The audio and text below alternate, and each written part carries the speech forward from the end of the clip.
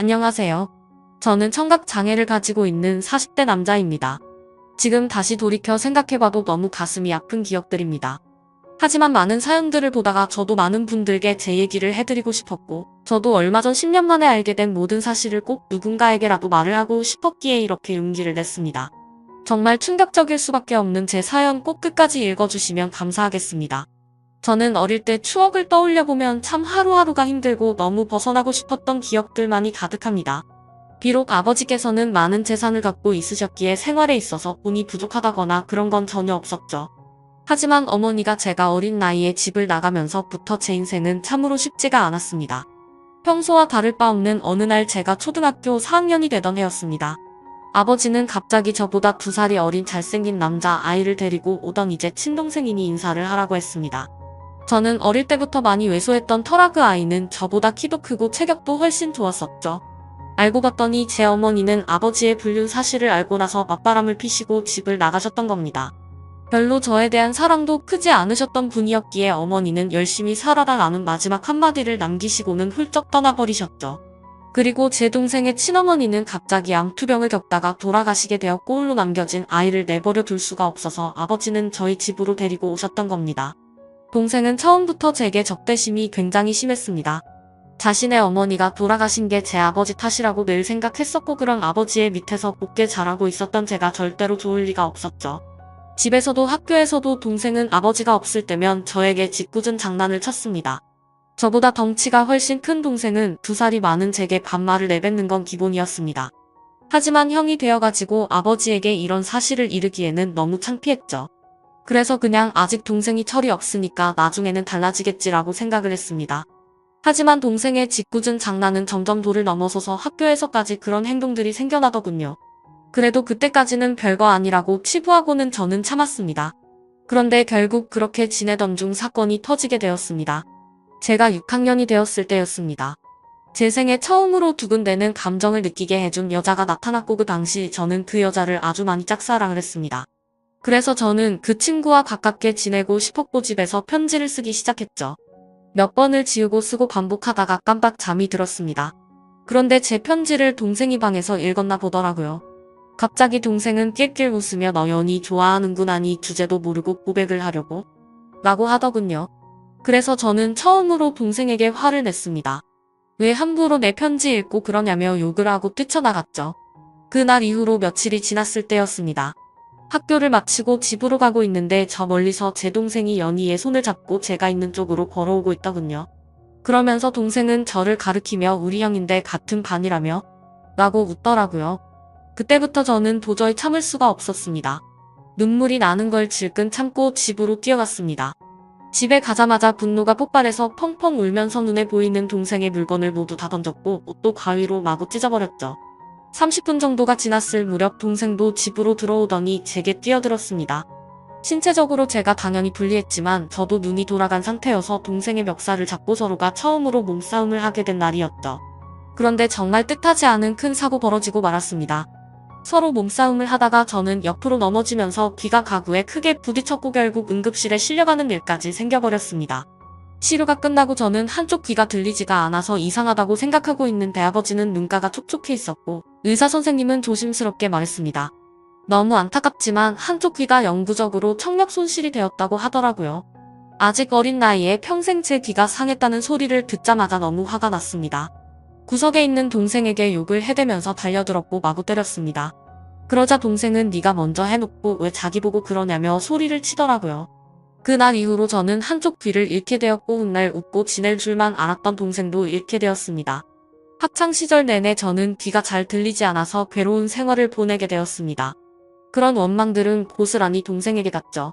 집에서 얼굴을 마주쳐도 서로가 한마디도 하지 않았고 꿈에서 조차 나오면 욕을 하면서 깰 정도로 많이 증오했습니다. 그렇게 학창시절을 겨우겨우 버텨냈습니다. 그리고 20살이 되자마자 저는 바로 독립을 하겠다고 아버지에게 말씀을 드렸고 예전보다 훨씬 마음 편하게 대학생활도 즐기고 평범한 나날을 보냈습니다. 동생을 마주하지 않으니 다른 건 다 필요 없었고 마냥 행복했었죠. 그러다 제가 25살이 되던 해에 갑자기 병원에서 연락이 왔는데 충격적인 소식을 들려줬습니다. 지금 아버지께서 사고가 나셔서 마음의 준비를 하고 당장 오셔야 할 것 같다고 하더라고요. 저는 미친 듯이 울면서 곧바로 고향으로 내려갔습니다. 아버지께서는 의식이 없으신 상태셨고 동생은 군대에 가 있었던 상황이라 보이지가 않았습니다. 제발 아버지가 깨어나시길 간절히 바랬지만 결국 제 바램은 이루어지지가 않았죠. 아버님은 그렇게 제 곁을 떠나시게 되었고 제게는 가족이라고는 서류상으로 있는 형식적인 동생만 존재할 뿐 사실상 제 곁에는 아무도 없어지게 되었습니다. 그렇게 장례를 치르고 있는데 변호사분이 찾아와서 제게 유산에 관련한 걸 안내해 주더군요. 아버지는 제게 미안한 마음이 크셨는지 본인 재산의 90%를 제게 상속하셨고 10%는 동생에게 남긴다는 내용이었습니다. 그리고 제 의지에 따라서 재산을 더 분배할 수가 있다고 되어 있었죠. 동생도 아버지의 소식을 듣고 휴가를 나왔고 저는 그 모습을 보는데 보자마자 욕이 나왔고 도저히 마주치기가 싫었습니다. 그래서 그냥 내가 있을 테니 너는 그냥 눈에 띄지 말고 들어가라고 말했죠.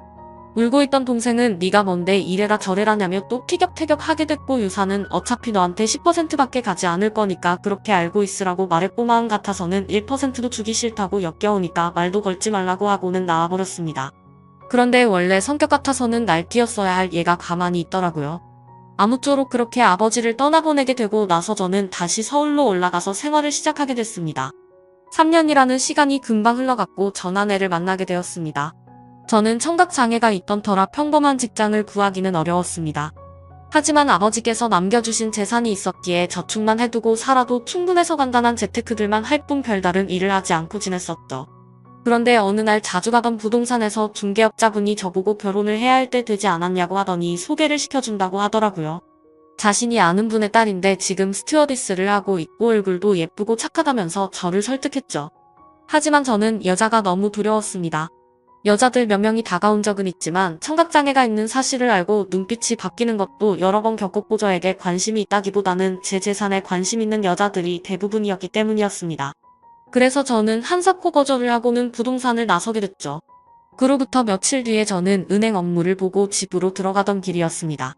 근데 저 멀리서 부동산 중개업자분이 어떤 여성분이랑 같이 서 있더군요.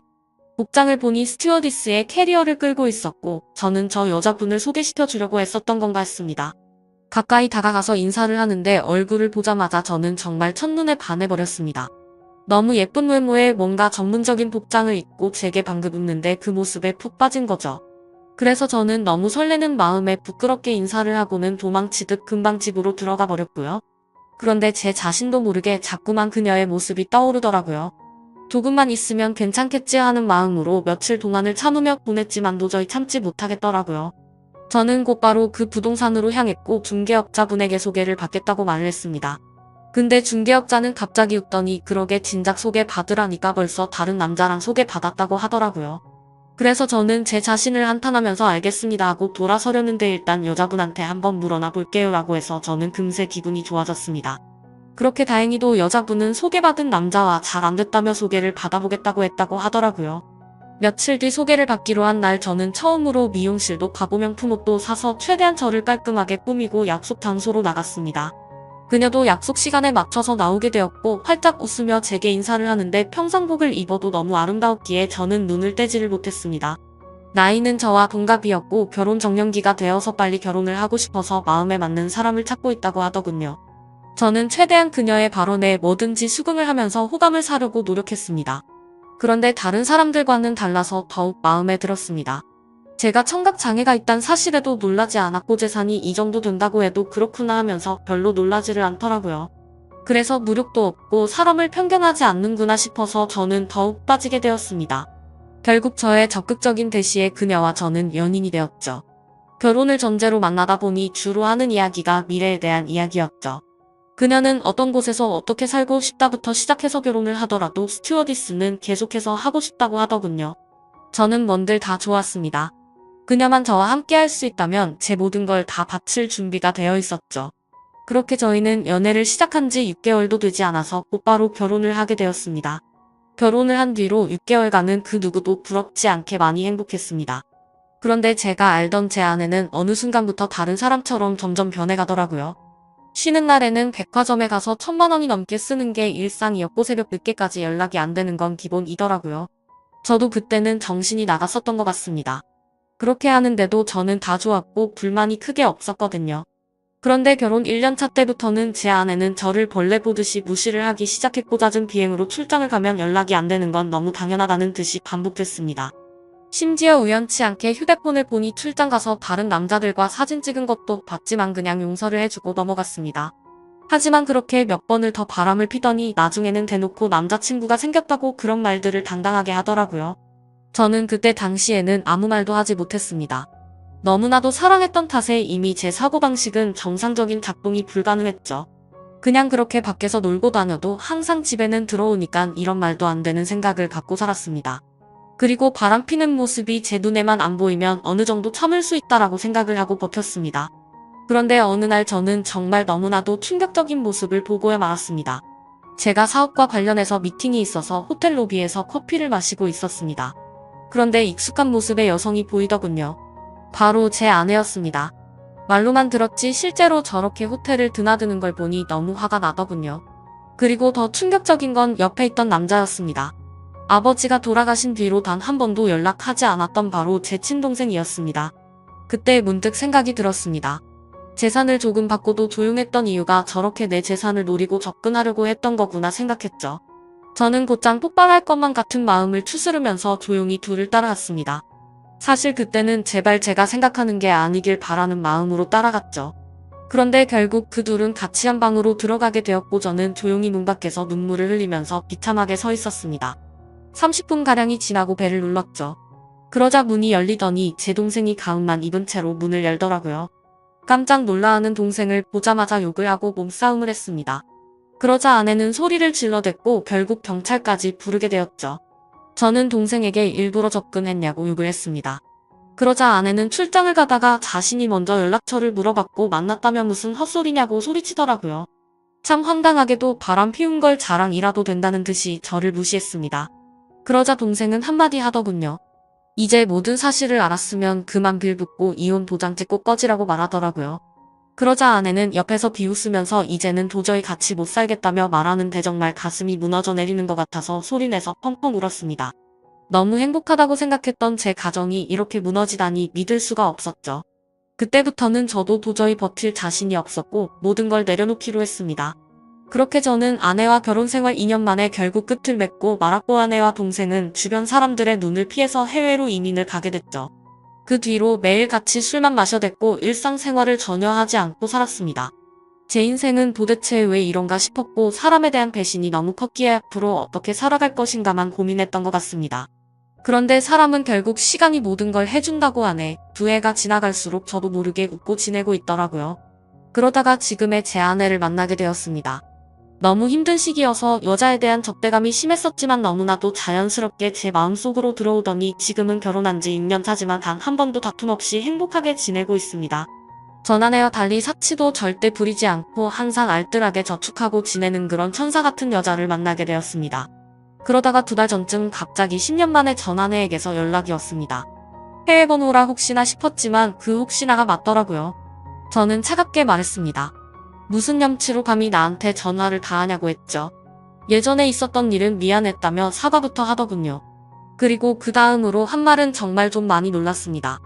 사실은 동생이 이민을 오고 나서 2년도 채우지 못하고 세상을 떠났다고 하더라고요.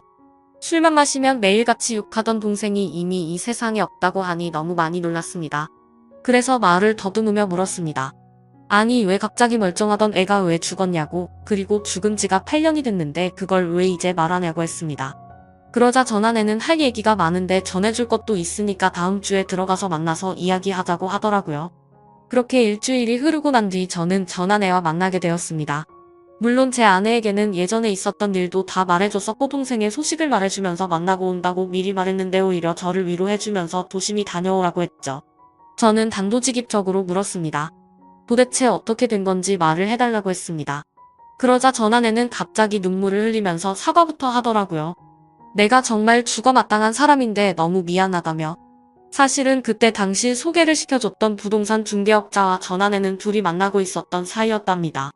제 재산을 알고 의도적으로 접근을 했었고 그 덕분에 결혼을 하고 나서 제 돈을 흥청망청 쓰면서 몰래 비자금도 많이 빼돌렸다고 하더군요.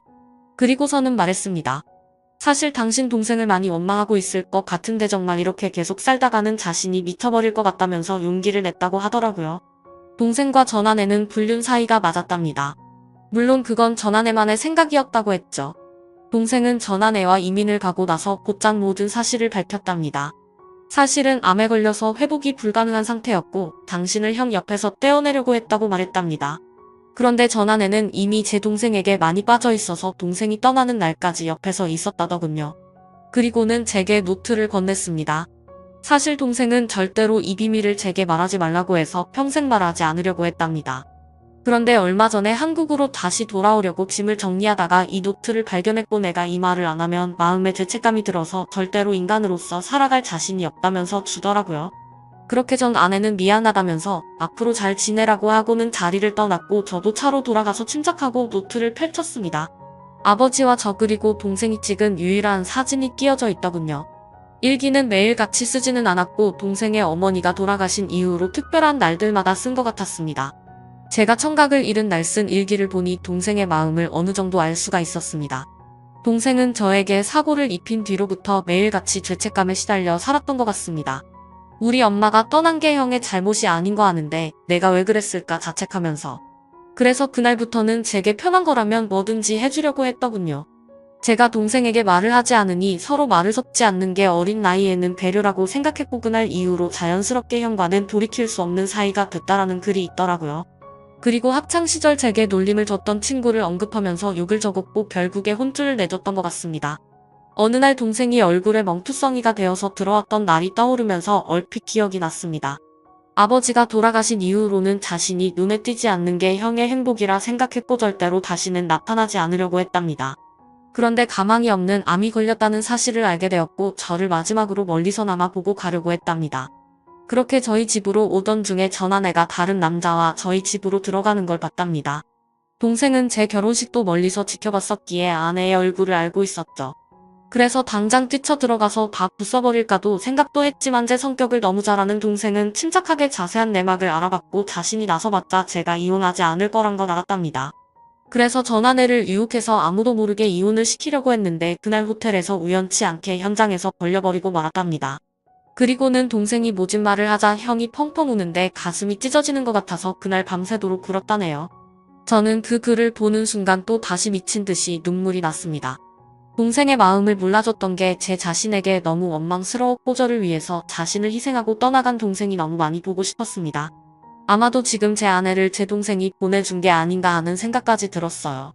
그래서 그날 저는 집으로 들어가서 아내를 보니까 어린 아이가 된 것 마냥 너무 슬퍼서 소리내서 펑펑 울었습니다. 아내도 함께 울면서 앞으로라도 동생이 저 세상에서 행복할 수 있게 기도하자며 저를 위로해주더군요. 저는 형으로서 너무 한심했습니다. 어릴 때 실수로 일어난 그 사고를 유연하게 넘어가지 못해서 모든 짐을 동생에게 떠넘긴 것 같아서 너무 미안했습니다. 제 동생도 그 어린 나이에 엄마를 일찍 떠나보내고 모든 게 삐뚤어져 보이는 상처 많은 어린 아이였을 뿐이었는데 말이죠. 앞으로 저는 제 동생을 평생 그리워하면서 살아갈 것 같습니다. 이 글을 읽는 분들, 제 동생이 저 세상에서 마음 편히 지낼 수 있게 짧게나마 위로해줬으면 하는 바람입니다. 소중한 시간 제 글을 읽어주셔서 모든 분들께 감사드립니다. 항상 행복하세요.